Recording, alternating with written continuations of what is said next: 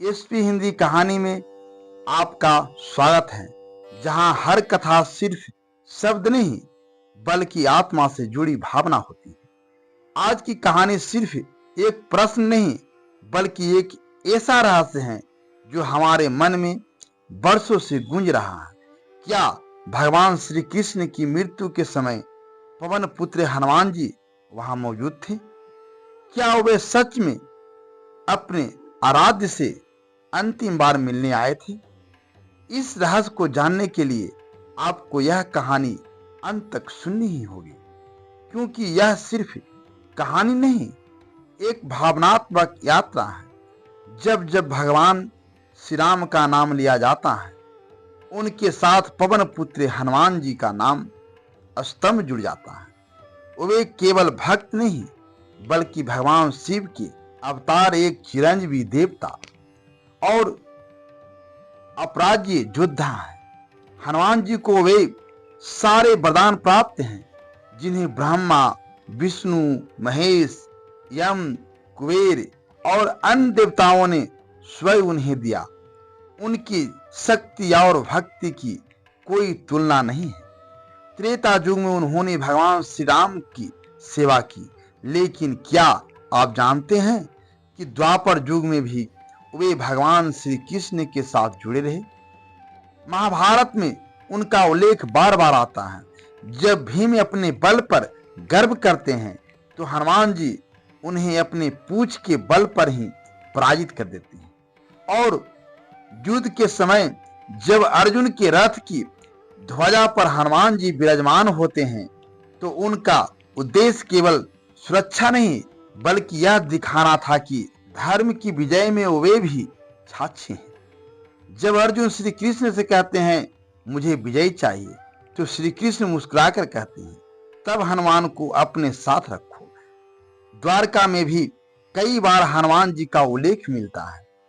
एक कथा के अनुसार जब सत्यभामा, गणु और बलराम जी को अपने सामर्थ्य पर घमंड हुआ, तब श्री कृष्ण ने हनुमान जी को आमंत्रित किया। उनका आगमन न सिर्फ घमंड का नाश करना है बल्कि यह भी सिद्ध करता है कि जो श्री राम के सेवक हैं वे कभी भी किसी भी युग में श्री हरि के साथ होते हैं। महाभारत के बाद यदुवंश में आपसी कलह और अधर्म का पुनः जन्म हुआ। श्री कृष्ण समझ गए कि उनका कार्य पूर्ण हो चुका है और जैसा त्रेता युग में तय हुआ था, उन्हें एक श्राप के कारण यह देह त्यागना था। त्रेता युग में बाली की पत्नी ने श्री राम को श्राप दिया था कि जैसे तुमने छल से मेरे पति को मारा, वैसे ही तुम्हारा भी अंत होगा। यही श्राप द्वापर युग में फलित हुआ, जब बाली स्वयं एक शिकारी के रूप में जन्म लेकर श्री कृष्ण को मृग समझकर उनके पैर में बाण मारता है। अब प्रश्न उठता है, जब हनुमान जी को यह सब ज्ञात था तो वे भगवान श्री कृष्ण को रोकने क्यों नहीं आए? क्या उन्हें अपने आराध्य के शरीर त्याग की पीड़ा नहीं हुई?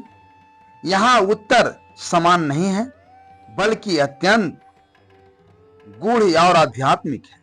हनुमान जी केवल भक्त नहीं हैं, वे योगी हैं, ज्ञानी हैं और भक्ति के चरम पर स्थित हैं। उन्हें सांसारिक घटनाओं की तुलना में दिव्य योजना की अधिक समझ है। वे जानते थे भगवान का जन्म या मृत्यु केवल एक लीला है, न वह आते हैं न जाते हैं, वे तो सर्वत्र सदा सबके हृदय में वास करते हैं। रामायण में एक अत्यंत रोचक प्रसंग है।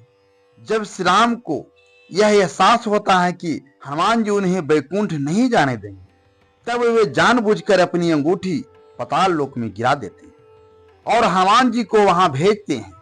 पाताल में जब हनुमान जी हजारों अंगूठियां देखते हैं तो समझ जाते हैं यह लीला अनंत बार हो चुकी है। राम का जाना भी लीला है। तो जब श्री कृष्ण का देह त्याग हुआ, हनुमान जी वहां शारीरिक रूप से उपस्थित नहीं थे, लेकिन उनके अंतर्मन में, उनके ध्यान में, उनके तप में श्री कृष्ण ही विराजमान थे। उन्हें रोकने की आवश्यकता नहीं थी, क्योंकि वे कभी जाते ही नहीं। हनुमान जी जानते थे राम और कृष्ण एक ही हैं और उनके अंतःकरण में हमेशा विराजमान रहेंगे। इसलिए वे न दुखी हुए न रोए, क्योंकि वे आत्मा के स्तर पर जुड़े रहे हुए थे। तो दोस्तों, अगर यह कथा आपके हृदय को आश्वस्त कर गई हो, अगर आप भी इस दिव्यता और भक्ति की तरंग में खो गए हो, तो एसपी हिंदी कहानी चैनल को सब्सक्राइब करना न भूलें। यहाँ हर कहानी सिर्फ ज्ञान नहीं, आत्मा को झकझोर देने वाला अनुभव होते हैं।